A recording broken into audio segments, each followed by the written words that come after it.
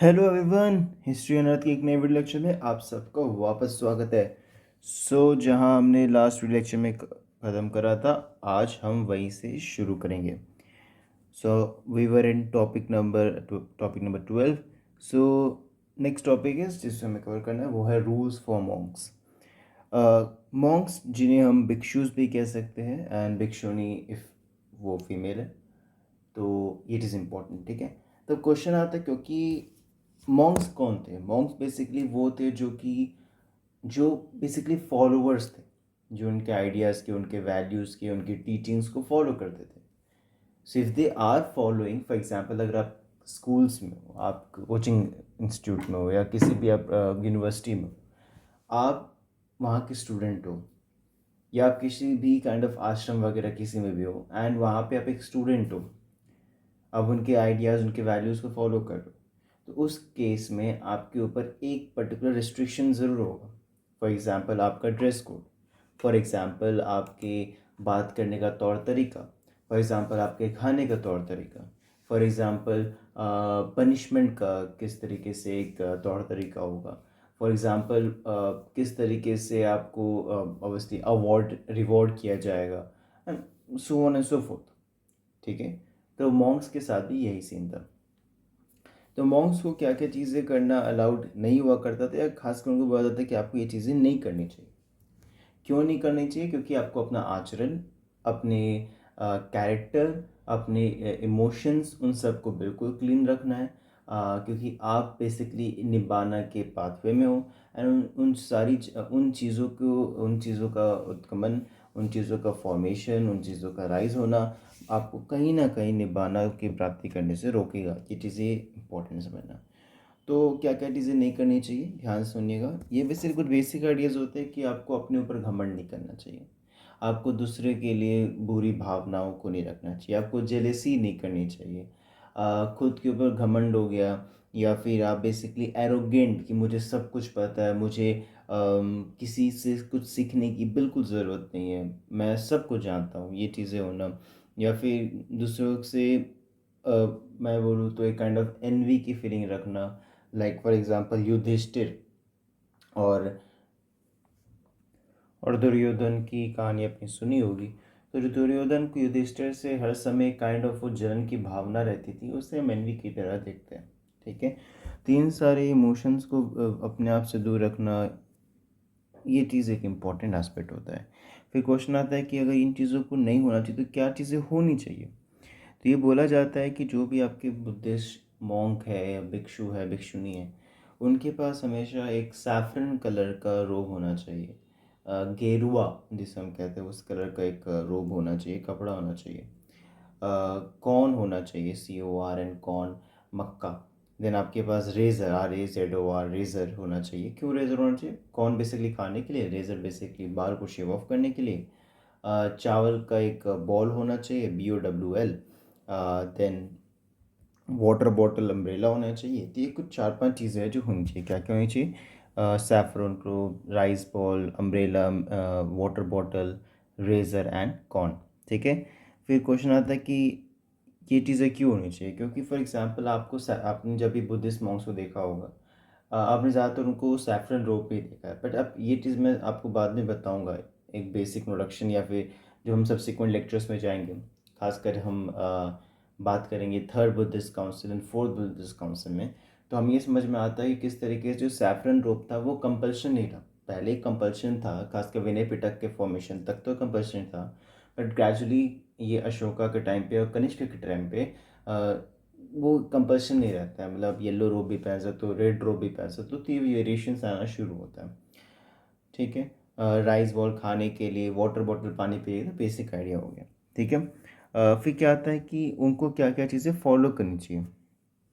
क्या क्या चीज़ें फॉलो करनी चाहिए, इट इज़ इम्पॉर्टेंट है। फॉलो ये करनी चाहिए बेसिकली कि मान लीजिए संघा में, ठीक है, संघ के बारे में पता है, तो आपको हमेशा अपने आप को बुद्धा, अब क्वेश्चन आता है बुद्धा कौन थे। बुद्धा बेसिकली आपके लीडर हैं। तो Buddha is not just about Gautam Buddha, इनके मैंने प्रीवियस वीडियो लेक्चर में बताया था। तो जो भी बुद्धा होंगे, आपको उनको अप लाइक उनकी तरफ अपने आप को फुल डिवोशन देना होगा। आपको उनके बातों पे क्वेश्चन करने का अधिकार नहीं होगा। दूसरा, जो भी संघ में आप हो, देखो संघ का एक कॉन्सेप्ट इम्पॉर्टेंट है।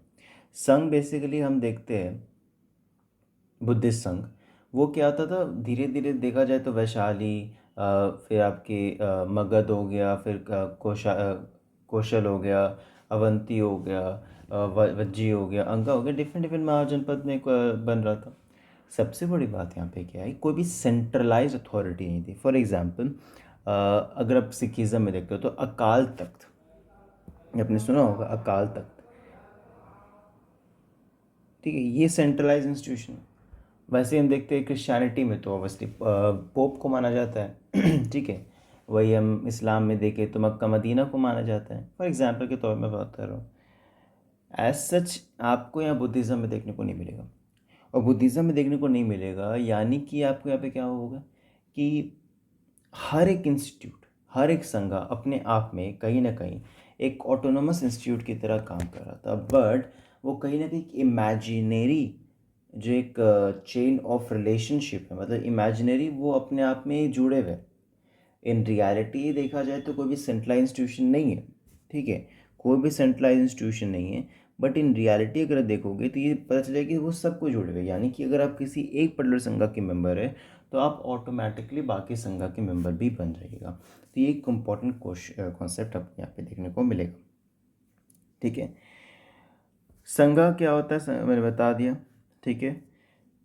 संघ के कुछ बेसिक रूल्स होते हैं जिनका समझना ज़रूरी होता है। बेसिक रूल्स की मैं बात करूँ तो फॉर एग्ज़ाम्पल, आपको किसी भी तरीके से अलाउड नहीं है कि सोना, चांदी या कोई प्रीशियस सामान को लेने की, ये बाद में इवेंचुअली चेंज होता है।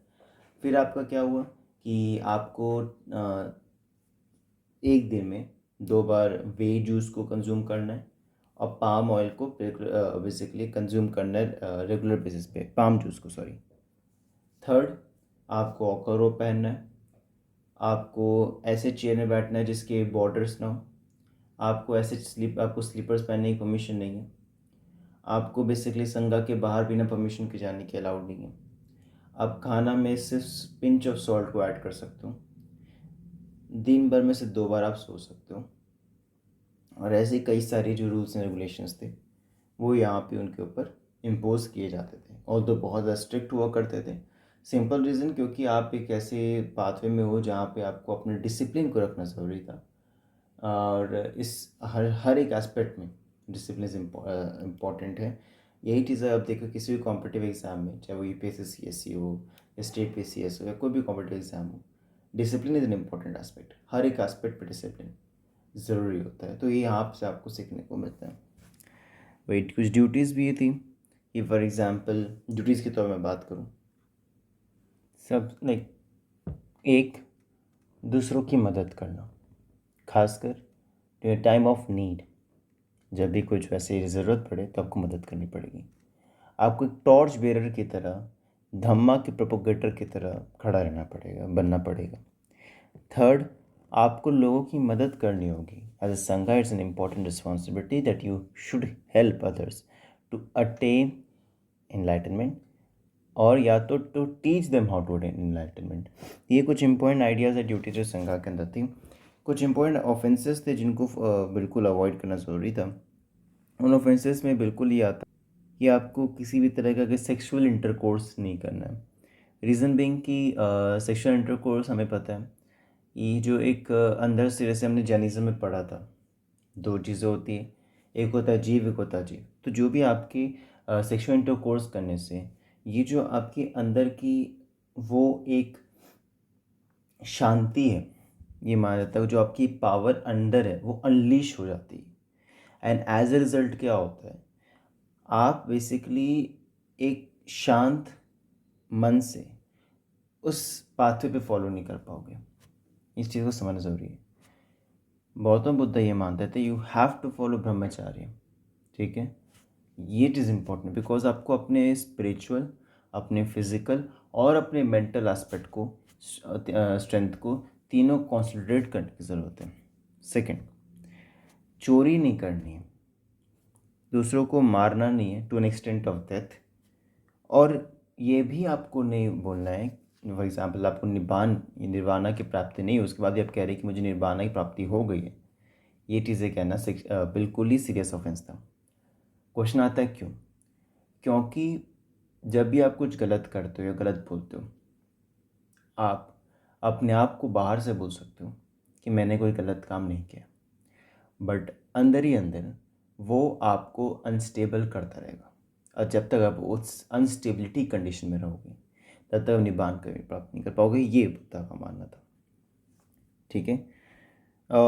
कुछ लोगों को यहाँ पे आना रिस्ट्रिक्टेड था। देखिए, ये चीज़ हम देखते हैं तो आपको वैसी बात है, कई जगह पर ये क्रिटिसिज्म भी देखने मिलता है, बट ये चीज़ें इंपॉर्टेंट भी है।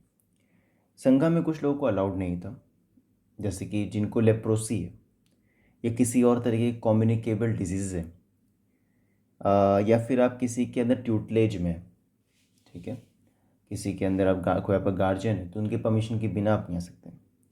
या आप एक स्लेव हो और आपकी रिस्पॉन्सिबिलिटी किसी अपने ओनर की तरफ है, और जब तक आप उन ड्यूटीज़ को डिस्चार्ज नहीं कर लेते तब तक भी आपको आने की परमिशन नहीं है। और या तो फिर आपने किसी तरह का हीनियस क्राइम करा है, किसी भी तरह का बहुत ही गंदा का क्राइम, उसकी ऐसे भी परमिशन नहीं हुआ करती थी। त्रिरत्न क्या होता है? धम्मा, बुद्धा और संघा। इन तीनों बारे में मैंने कई बार बता रखा है, तो ये चीज़ इंपॉर्टेंट है। फीमेल एंट्री इंपॉर्टेंट है क्योंकि हमें ये बात बिल्कुल पता है कि बहुत लंबे समय तक महिलाओं को संघा के अंदर आना इजाज़त नहीं था। जैनिज़्म में कुछ यही आपको देखने मिलता है, और तो सबसे बड़ा एक फैक्टर बनता है क्योंकि आप उस समाज की बात करो, बात कर रहे हो जहाँ पे ओबियसली बात है, मैं ये बोलूँगा पुरुष प्रधान समाज है, आपकी पैट्रियार्कल नोशन है। उस बैरियर को तोड़ना मुश्किल था। चाहे आप एक ऐसे आइडियोलॉजी प्रमोट करो जो अपने आप में बहुत ज़्यादा ही एडवांस है, बट उस स्टिल आप एकदम ऐसे बोलते हैं रिवॉल्यूशनरी चेंज है जो हर एक एस्पेक्ट को चेंज कर दे। It is not possible overnight. It's a process जो ग्रेजुअली होगा, but still both in Jainism and Buddhism they took certain steps जो इस एस्पेक्ट को एक अच्छा बूस्ट देता है। डेफिनेटली गौतमी और आनंद, इन दोनों के कई बार रिक्वेस्ट करने के बाद फीमेल एंट्री अलाउ की गई। गौतमी पहली भिखुनी बनी, और गौतमा की वाइफ बड़ा कच्छना वो सेकेंड आपकी बनी। बड़ा कच्छना ये सेकेंड आपकी भिखुनी बनी। ठीक है, तो यहाँ तक क्लियर होता है। अब कुछ इंपॉर्टेंट टर्मिनोलॉजीज है जिनके बारे में बात करना ज़रूरी है। फॉर एग्ज़ाम्पल उपोस्था क्या होता है? बेसिकली आप हर 15 दिनों में मिलते हो एज अ मॉन्क और कन्फेस करते हो कि आपने अभी तक क्या गलतियाँ करी, उस चीज़ को आप कबूलते हो और उसके लिए आप माफ़ी मांगते हो। वसा क्या होता है? वसा खासकर आपके रेनी सीज़न में मोनेस्ट्री जो होता था वहाँ पे मॉन्क्स रहा करते थे, तो उस पूरे प्रोसेस को वसा कहा जाता था। पवर्णा क्या होता है? वसा के एंड में आपका कन्फेशन होता था, ये क्या क्या गलतियाँ हुई है उसके लिए माफ़ी मांगी जाती है। कथीना होता था आफ्टर पवर्णा, ओबियसली आप बेसिकली रोब्स को, जो कपड़े होते थे, उनको डिस्ट्रीब्यूट करा जाता था। संघ परिणाय क्या होता था? हर रेगुलर बेसिस पे जो भी आपकी मुलाकात होती थी मॉन्क्स को, तो उस समय उनको डेफिनेटली किसी न किसी लीडर की ज़रूरत पड़ती थी जो कि उनको हेड करे, और संघ परिनायक बेसिकली वही हुआ करते थे। इनका सिलेक्शन बेसिकली डेमोक्रेटिक तरीके से होता था, जिसे हम बेसिकली बैलेट मेथड, आपने सुना होगा पेपर बैलेट मेथड, उस तरह के उस समय स्टिक मेथड हुआ करता था जिसके हिसाब से इनका चयन हुआ करता था। ऐसा क्लियर होता है। बुद्धिस्ट काउंसिल बेसिकली मैं सब्सिक्वेंटली आपको बताऊंगा, जो हम मगध से शुरू करेंगे, मगध से शुरू करेंगे। सबसे पहला हुआ था अजातशत्रु के अंदर, एज सुन जैसी बुद्ध की मृत्यु होती है, महापरिनिर्वाणा होती है 483 BC, तो उन्होंने बेसिकली आपकी करवाई थी राजगीर में, जहाँ पे आपकी अनंदा उपाली दोनों मौजूद थे, और साथ ही साथ महाकश्यप ये भी मौजूद थे। ठीक है। फिर सेकेंड हुआ था वो कालाशोका के समय पे हुआ था 383 BC, जो कि आपके वैशाली में हुआ था, और यहाँ पे जो थे वो थे सबाकामी। थर्ड हुआ था अशोका के टाइम पे, जो आपके पाटलिपुत्रा में हुआ था, जो कि अभी 250 BC में हुआ था, और मोगली पुत्र तीसरा, जिनको उपगुप्त भी कहा जाता है, वो यहाँ पे थे।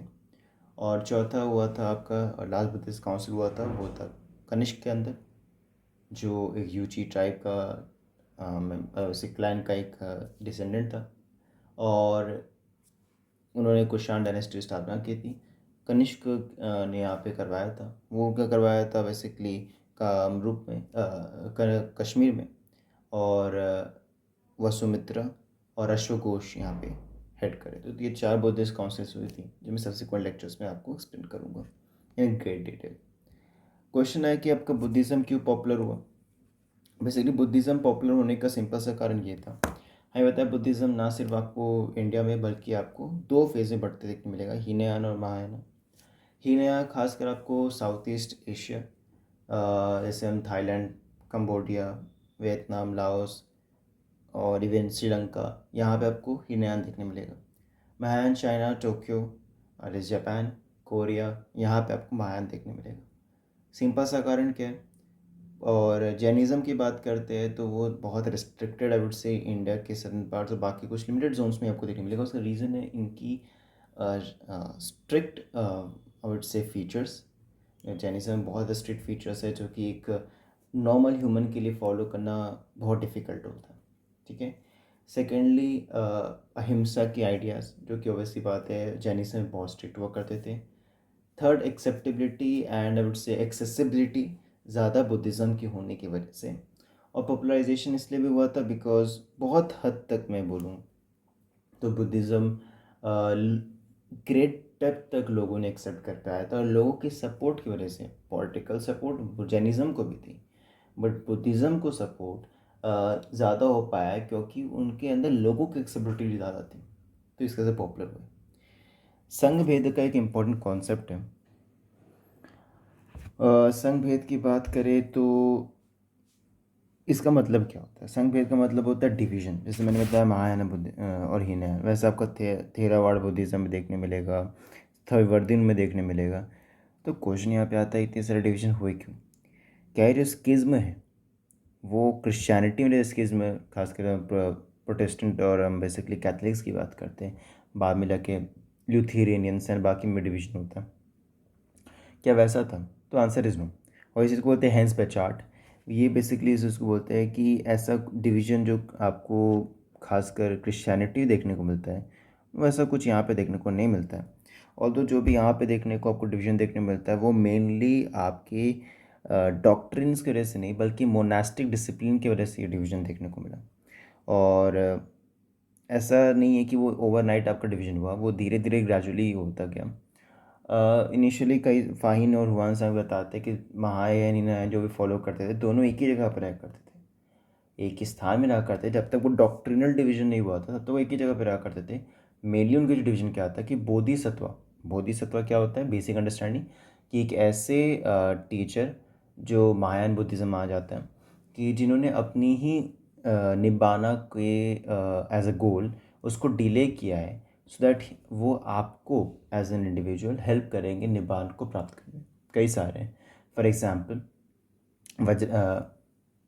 मैं बताऊँ तो आपके आते हैं पद्मपाणि, वज्रपाणि, अवलोकितेश्वर। ठीक है। और भी कई सारे, आपको उन सब के बारे में पता चलेगा, जैसे Samanbhadra, Tara, Vasudhara, Skanda, Shitapatra, Kshitigarbha, Maitreya and so on and so forth. तो बेसिकली यहाँ तक आपको ये कॉन्सेप्ट क्लियर होता है।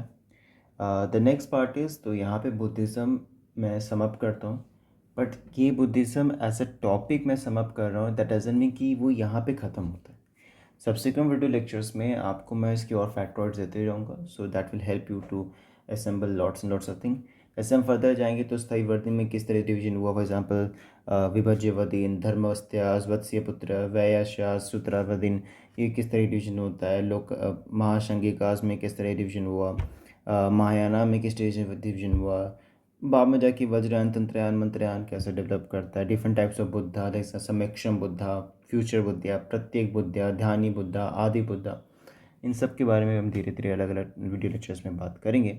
और किस तरीके से बुद्धिज़्म का स्प्रेड हो, इस चीज़ को समझने के लिए ज़रूरी है कि आपको कई सारे और वीडियो लेक्चर्स में बाकी चीज़ों को समझाया जाए। तो एट सब्सिक्वेंट लेक्चर्स में आपको और समझ में आते रहेगा। टिल देन पढ़ते रहिए। एंड प्लीज़ लाइक कर दीजिएगा, कमेंट कर दीजिएगा, शेयर कर दीजिएगा एंड सब्सक्राइब कर लीजिएगा। बेल नोटिफिकेशन ऑन कर लीजिएगा सो दैट कि जब भी मैं सब्सिक्वेंट लेक्चर्स को अपलोड करूँ उसके नोटिफिकेशंस आपको ज़रूर मिले। Like comment share it's all up to you. अगर आपको मेरे वीडियो लेक्चर्स मेरे एफर्ट्स अच्छे लग रहे होंगे तो प्लीज़ मुझे सपोर्ट करें। एंड किसी भी तरह की फ़ीडबैक हो तो आप मुझे मेरे इंस्टाग्राम हैंडल पे या कमेंट सेक्शन में बता सकते हैं। कोई भी और टॉपिक को पढ़ना हो तो उसके बारे में आप मुझे बता सकते हैं। जैसे मुझे समय मिलेगा मैं आपको रिस्पॉन्स बिल्कुल दूंगा। तब तक के लिए पढ़ते रहिए। जय हिंद।